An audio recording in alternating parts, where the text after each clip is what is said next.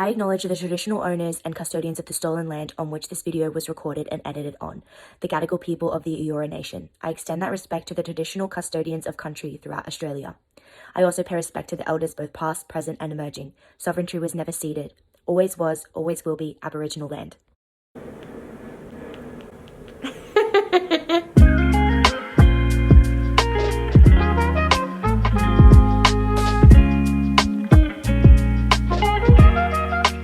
Hello, sweet cheeks.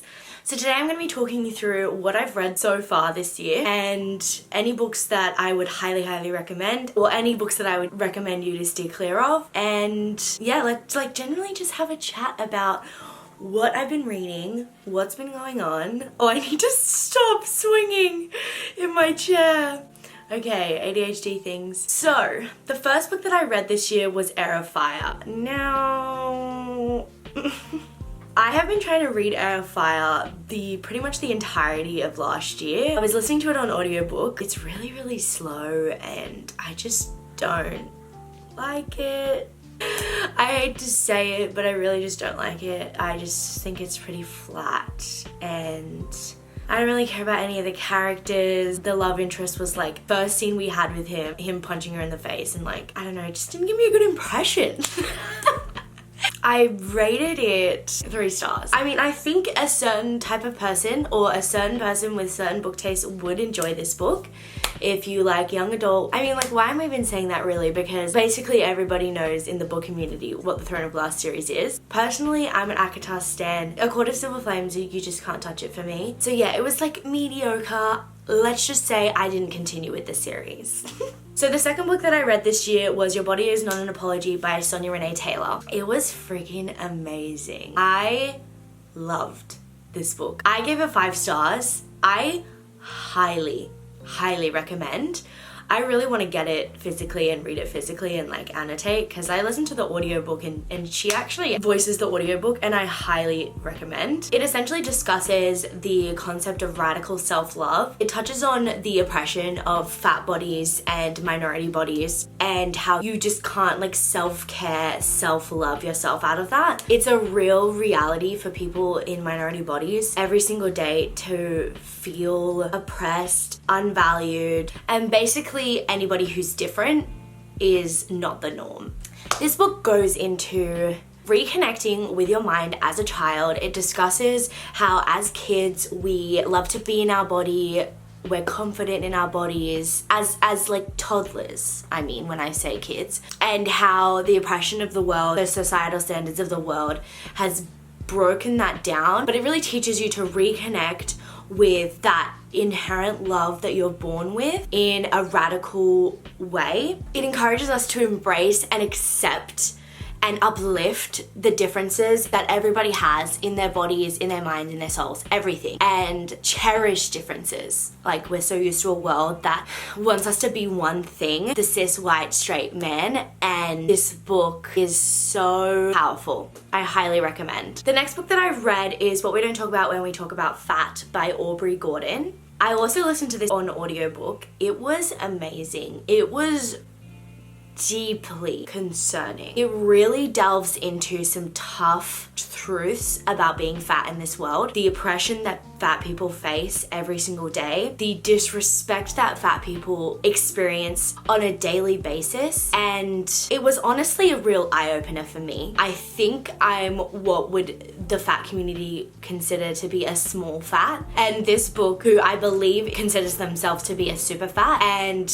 the experiences are vastly different, and that's something that I had considered, but not to this level, and I highly recommend. It's a heartbreaking book, honestly. The way that society treats fat people, the disrespect that people think fat people inherently deserve. There was one story, she was sharing her experience on a plane and how this person was extremely rude to her, and she just accepted it because she thought that she deserved it, and it's just so sad. I know that I've gone on about how this book is sad, but I think it's such an important read. It makes me passionate to talk about fat liberation on a daily basis in conversations with people who don't want to hear about it. And it's something that's not talked about enough, like nowhere near enough. That anger and that sadness allows me to like fuel myself to speak out, to talk to people with these experiences, to uplift these people's voices. And so I highly, highly recommend this book. If you are fat, if you live in a fat body and experience this fat phobia on a daily basis,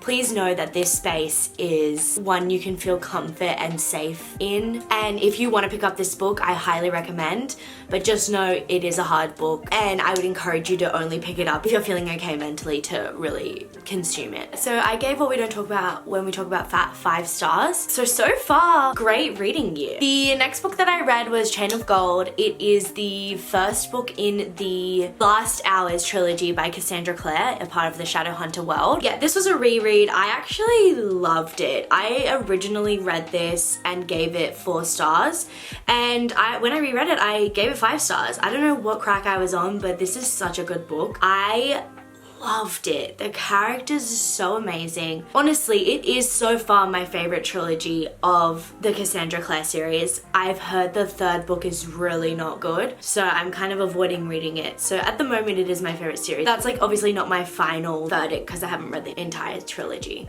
But yeah, so if you are interested in the Shadowhunter series, I wouldn't recommend picking this one up first, but if you have read all the other ones that you need to read, then highly recommend picking this series up. The next book I read was Indigenous Australia for Dummies by Larissa Behrendt. This book is really, really good. It's so informative. I highly recommend, even if you're not living in Australia, it really gives you the history of Indigenous Australia. It doesn't sugarcoat or whitewash it like My Education did. I think this should be essential reading for everybody in Australia. At times it could be a little bit repetitive, but I think it really helped to get the point across. Also, the book, it gives a lot of amazing resources, artists, actors, sports people, like authors as well, book recommendations, who are Indigenous and who should be followed and supported and respected. And I really appreciated that because it's an amazing resource. Going to the Invasion Day March, having read this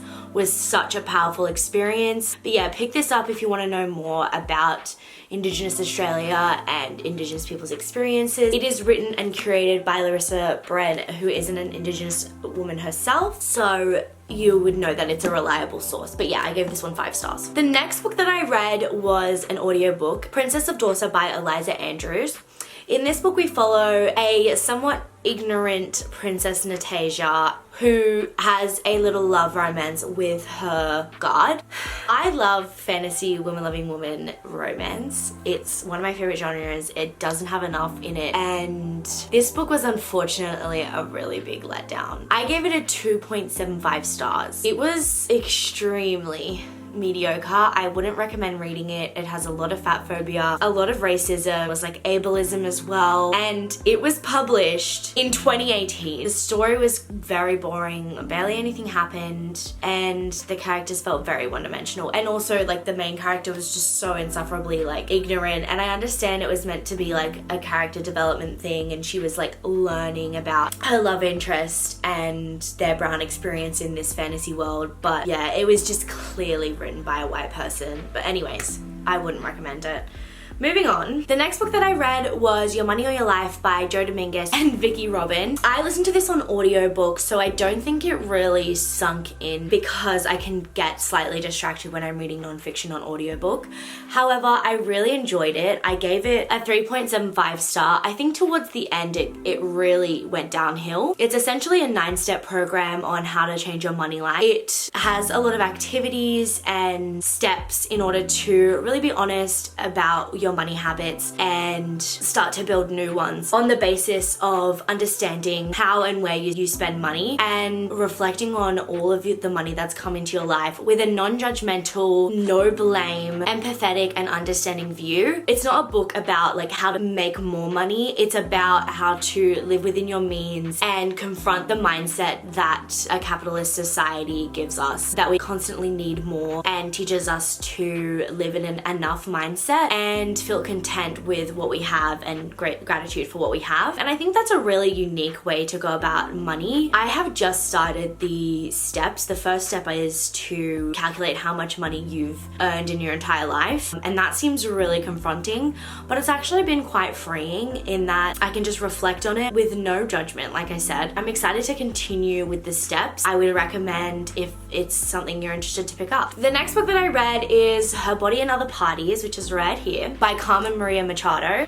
I read this for my friend's birthday. It's a book that she recommended to me. I read it and annotated it for her birthday. I actually gave this book a 3.75 stars. I really think that I should change that to a 4 stars, to be honest with you, because this book has really stuck with me and I read it early March. The stories are really harrowing and at times hard to get through. It's a very confrontational book about women's pain, how women's bodies are perceived and used in this world, and how they're claimed by men and how they're affected by men every single day. I highly recommend, if you're into literary fiction like Bunny by Manoa Ward, then I highly recommend. If you're on TikTok, it's like the sad girl genre. So yeah, if you're interested in those kind of books, definitely pick it up. It's a collection of short stories, so it's quite easy to get through if you want to read a short story per month. And honestly, I would recommend to read it that way more than what I did, which was read it in, I think, 3 or 4 days. I think you can really reflect on each story better than I did, and also it's quite a heavy book, like I said, so it's probably a lot to read all at once. Her writing is really incredible.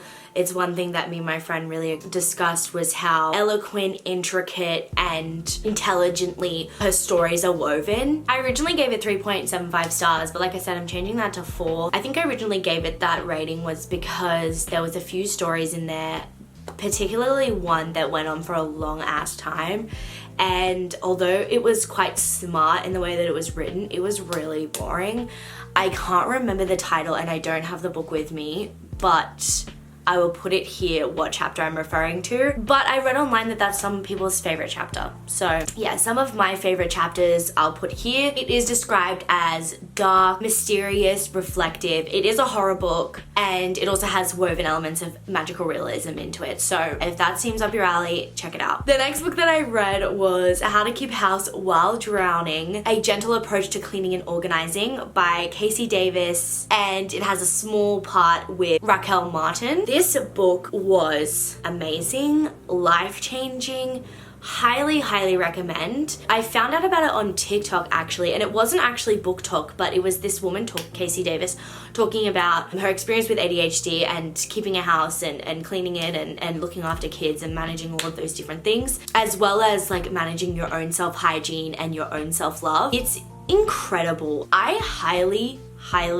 recommend this book. I gave it 5 stars. It was just so inclusive, so nuanced. It was incredibly quick. Like, it's so accessible. I think the audiobook was about 2 hours long and I really want to reread it. I just want everybody to read it. It's so good. Even if you don't struggle with ADHD, I think it's just such a compassionate way of looking at cleaning and self-care tasks and looking after yourself and trying to change your mindset on it. And also just to give you tips on how to get things done when you really don't want to. But yeah, it's helped me immensely. So check that out if that seems like something that would help you in your life. The next book that I read was Atomic Habits. I actually recently talked about this in my 24-hour readathon vlog. I read that within that. And I gave this book a 3 stars. It had some interesting things to say about habit building, but to be honest with you, I really haven't thought about it that much. It wasn't as life-changing as people told me it was going to be, and I think that's due to like the incredible fat phobia that was within that book. It was like,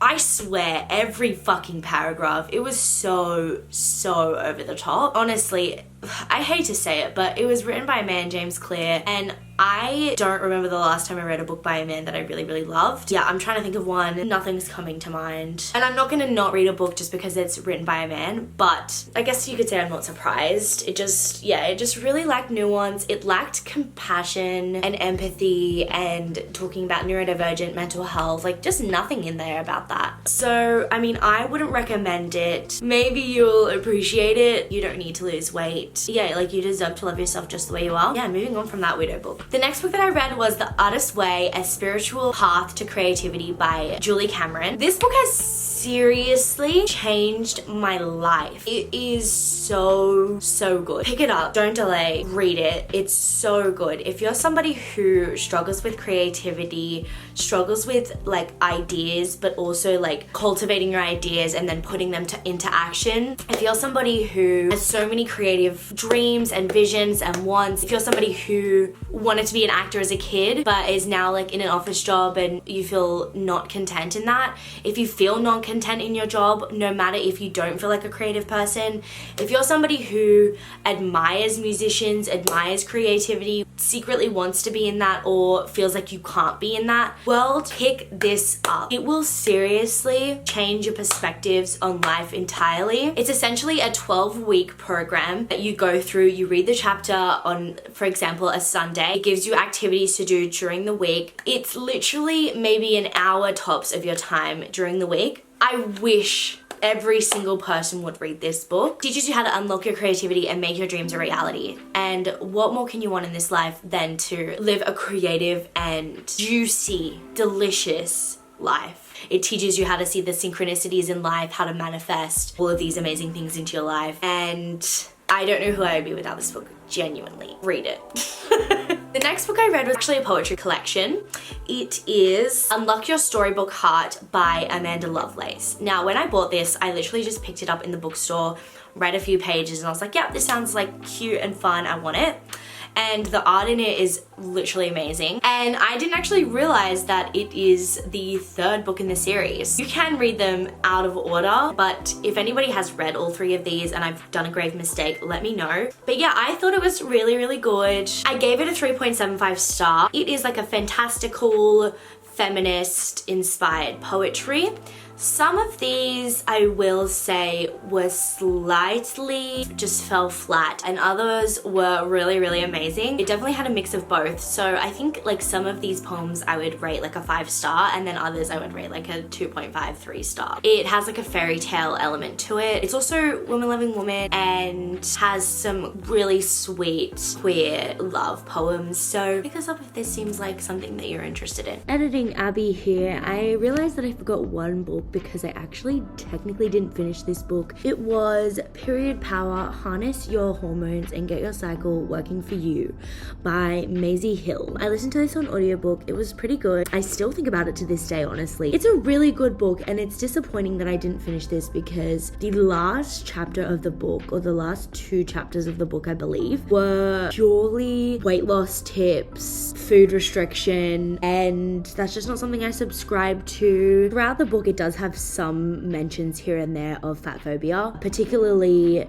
diets. However, the last few chapters were what really made me like DNF it because it was just purely that info and I just couldn't get through it. There was just nothing redeemable about those chapters. I would still recommend it, but maybe just don't read the last few chapters. If somebody has a better recommendation that has the same harnessing your menstrual cycle, let me know because I've been on the hunt for one that doesn't have any fat phobia in it. It talks about your cycles in terms of the seasons and how to really best nurture yourself through the different stages of your cycle. And it's really helped me to be more empathetic in my autumn and my winter, which is my lower side of my cycle. Your autumn is right before your period, so PMS, and your period, so you know, during your period is your winter. And I do think it kind of fell slightly short on giving like practical ways to harness your cycle, and at times it could be really info dumpy with like medical terms. It also did a pretty crappy job of being inclusive and using inclusive language. It starts off the book with like a preface of being mindful about using they them pronouns, being inclusive of non-binary and trans experiences, and then it kind of just doesn't really follow through with that, so I would be mindful of that. But yeah, if this is something that you're interested in, pick it up, but be mindful of all of these little different things. The next book that I read was actually just my recent finish, Chain of Iron by Cassie Clare. This is book 2 in the Last Hours trilogy. It was really good. I actually read it over a few months because I was super duper busy with World Pride this year. I still love it. It's still amazing. amazing. But I think this time around I enjoyed it less just because it was over a longer period of time and I didn't get to enjoy it fully, and like I was constantly being taken out of the world and not reading it for like weeks. Again, terrified to pick up the third book. If anybody has any thoughts about this series, let me know. Spoiler free if you can. But yeah, so that's all of the books that I've read this year so far. Let me know in the comments what you're currently reading or what your favorite book this year has been so far. I'd really love to know. I'm always down to hear some book recs. Thank you so much for watching. I hope you have an amazing time with it. Bye!